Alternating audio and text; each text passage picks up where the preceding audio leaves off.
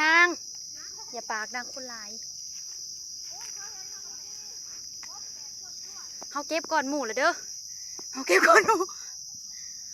คนหลายนางคนเต็มป่าพี่น้องฟ้องไฟเฮ็ดมันสิยังบ่มาทอนลุงบอยนะนางคนหลายนางแกช่วยมันเก็บให้เรามาอยู่ไว้ไอ้บางเด้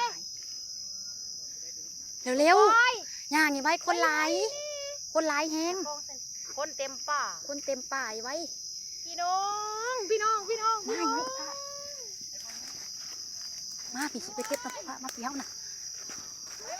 เจ้าอย่าปากดังหลายคนหลายเอาผ้าเอาตัวนี้โอ้ยสั่นโอ้ยพี่น้อง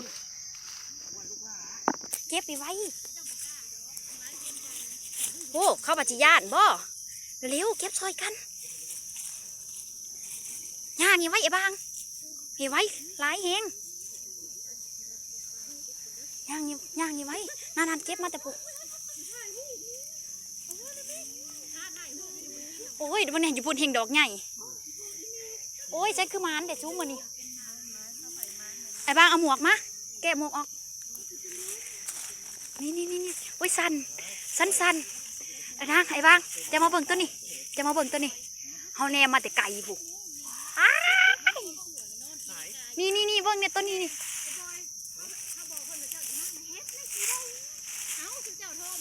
เดี๋ยวก็ปลูกไว้นี่มึงนี่เปิดออกเนี่ย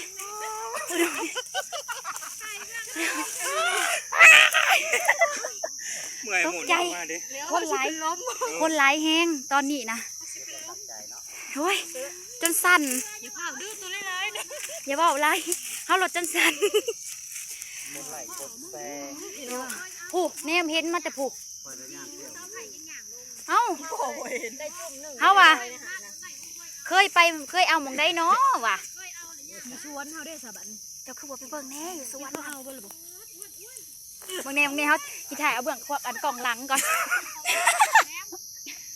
โอ้ยสั่นแน่เด้อพี่น้องเลยโอ้ยจนสั่นปีแรกจุ๊บเจ้าบริคือกระตาน้ำผูกกระตาใหญ่ซ้ำสิเก็บมาอ้วนเขาไปเอานั่นนะแม่งมาเลยอ้วนมาเด้อควรเลยโอ้ยจนสั่นโอ้ยลุงบอยยังเดี๋ยวมาถ่ายเอาโอ้ยห้องยุ่งโอ้ย่างมันแต่ผู้ออกมาคะแนนตีตานะเราบ่ย่างมาก่อนตอนนี้เอาหมวกมา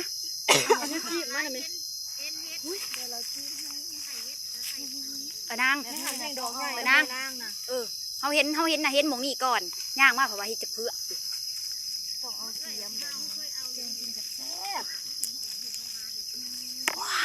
คนนั้นหลายท่านในบอยบ่โทรหากับอีตาอันนั้นเล่าย่างมาแล้วว่าได้บ่แล้วว่าไอ้บอยสิมาสู่ไปหาเฮ็ดเฮาอ่ะเฮ็ดนี่สิได้เพิ่นว่าเฮ็ดบ่ได้มีเก็บคนหลายพี่น้องคนหลายเก็บเอาสินกลัวไว้ในไว้ใจสินมัน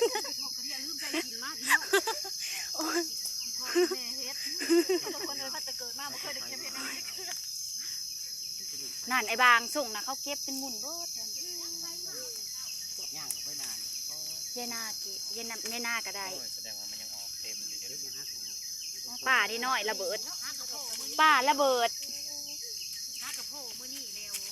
น่านั่งมองนะเขาบอกมือแรงต้องออกอีกเขาได้ดอกหนึ่งดูดิ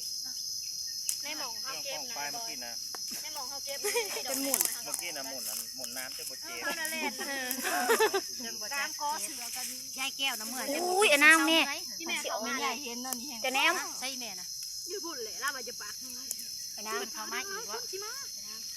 มันเสียออกอีกมันเสียออกเสียบเอ้ามีดนี่เสียบกระนางยังลายลงไปหลุมนั้นยังลายเอาได้ไหมบ่เขาเอามันเสียออกอีกนะนี่นะบ่เสือเฮานี่นะนั่นน่ะเลยแม่ซื้อเหมือนเสานี่อีแม่มาอันน่ะให้กินแหละได้เดียวนี่นะ เฮาน่ะยังบ่กล้าซื้อ ถ่ายเอาน้องฟ้าก่อน อันบ่ซื้อเลยสิบ่เห็นเฮ็ดเฮา พากันนอนอยู่ห้องพูนน้องฟ้าอัน นอนอยู่บ้านเด้ นางได้เฮ็ดกระแลนนั่น เล่นจับ ผู้เมื่อยกับบ่เมื่อย ยายเล่นน้ ไอ้บางหรือบางวัดย่างมาแล้ววันนี้นะ ำถ่ายเอากันเองพี่น้องเอ้ย โอ้ยเหงื่อเหงื่อ แล้วก็อยู่ใน กระตาเนาะ บ่ได้นาน้องไผ่แห่ง ยุ่ง เลือดเต็ม ยุ่ง เกินไปเล่นก็บ่อ้วนนะน้ำก็เสือ หาเลาะเบิ่งรูปอันนี้เบิดแล้วบ่ คุณน้ามองเลยยังสุกนะไปอีก ไอ้บางว่าก็จะเอาหมุนเบิด เอาเลยนะคือกระตาจะเอาเรือเขาเอานะเพิ่นได้ดอกนึง เอ้านี่เด้ ไม่คือเขานั่นล่อเบิ่แล้วข้างหลังเขาน่ะ ยังเฮาออกมานี่ หาได้ยินเด้อนางไหนเด้อนางกับผัวเราไปแบ เราเก็บเอานี่ ฮะอีแม่ โอ้ลืมให้แม่ใหญ่เก็บเนาะดีดองผู้ได้ยายนะ แม่บ่เห็นนางว่ายุ่งเราเก็บน้ำเฮาเลยค่ะเด้ทงสมอง ยายเก็บอะไรซะ เก็บน้ำชุ่มมันตัวเอ้ยเลยตัวไอ้บอย โอ้ย เด้อคนเอ๋ย จนสั่น มาเด้อคนเอ๋ยเมื่ว ไอ้บางฮักเอาหน่อย ตาย เออ ห้องคนไปหาประตู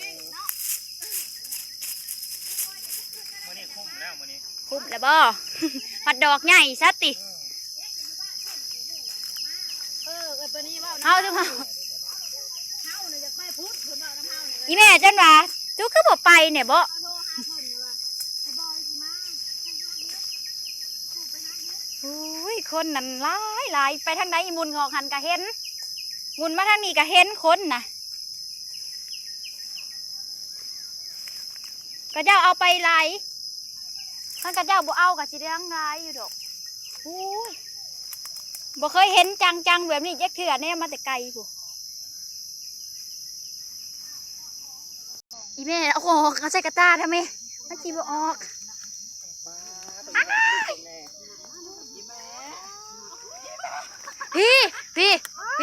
พี่ของแท้อยู่พี่ของแท้อยู่พี่ของแท้นะอยู่ โคตร พี่ ไหลโคตรแซ่ออกไป รัวๆเลยของแท้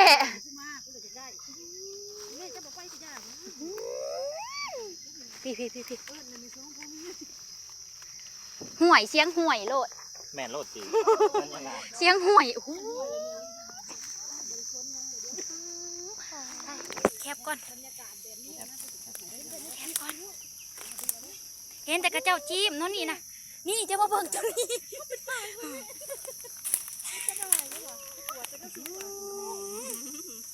อะคอยเก็บทีละดอก ใครจะเก็บ มันจบขีบ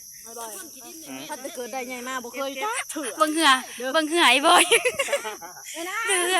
เบิ่งเหือฉัน เหยียบบ่ ห่วย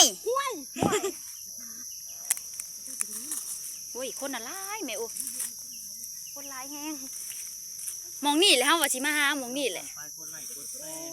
ออกกลัวที่ยายเห็ดหยังอันนั้นน่ะ แต่ละคน เห็นหนาเฮายุติ ประมาณ20 นาทีคลิปนี้ สองสอนรัวๆไอ้บางจะมาเบิ่งนี่ไอ้บาง ถ่ายคลิปเดียวกัน ไอ้บาง ไอ้บ้า จะมาเบิ่งไอ้นาง เดี๋ยวอย่าปาก จะมานี่ห่วยโลด อย่าปากอย่าปาก ยายไปให้บอกว่าห่วยโลดจะแนมจะนางนี่ อย่าปาก ห่วยโลดแล่นโลดเลย คันห่วยเลยแหละโลด เ